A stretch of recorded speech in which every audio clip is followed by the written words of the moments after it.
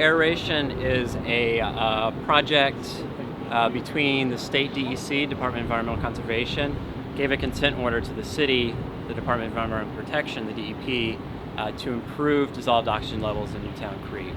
And aeration was chosen as the method for doing that. So it's essentially like a fish tank where you have a pipe going into the tank and it infuses air that has a decent amount of oxygen in it into the water.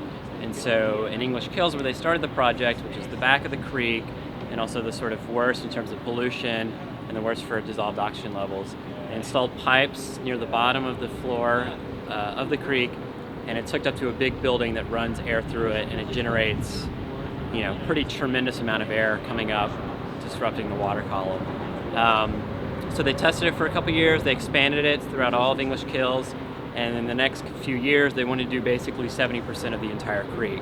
So up through the main channel, up to Whale Creek, and then up to Dutch Kills. And it's going to be in 3 different stages. So the first stage is complete, the second building, which runs the operation, is going to be in Maspeth, and then the third building is proposed to be near Dutch Kills in Queens. We've had concern, Newtown Creek Alliance, along with Riverkeeper, have had concern about the project for a number of years now, for a variety of reasons. So those reasons include, one, that from a design perspective, we don't think it's really treating the problem. It's essentially treating a symptom of the environmental conditions. So dissolved oxygen we definitely want dissolved oxygen levels to increase at some point, but one of the main reasons that dissolved oxygen levels are so low is because the sewer system dumps raw sewage untreated during rainstorms into Newtown Creek, as well as the rest of New York City. And that's the main cause of this. And you get places like English Kills and Dutch Kills where they're basically dead end tributaries, and there's not a lot of movement, like the East River where we are. There's a lot more movement on the water here, flushing out.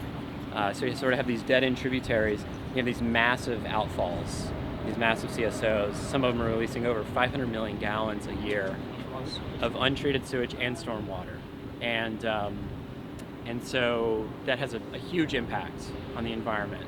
So the community that's there, the microorganisms, a lot of them really like that because it's nutrients. And so they'll eat a lot of it, and then they'll start, phytoplankton will start producing a lot of oxygen. You'll see these huge rises in oxygen, and then their food source is cut off because there's no more sewage coming in, and then they die. When they decompose, they take all the oxygen with them. So you get these really huge fluctuations between a lot of oxygen, hypersaturated, and then low oxygen.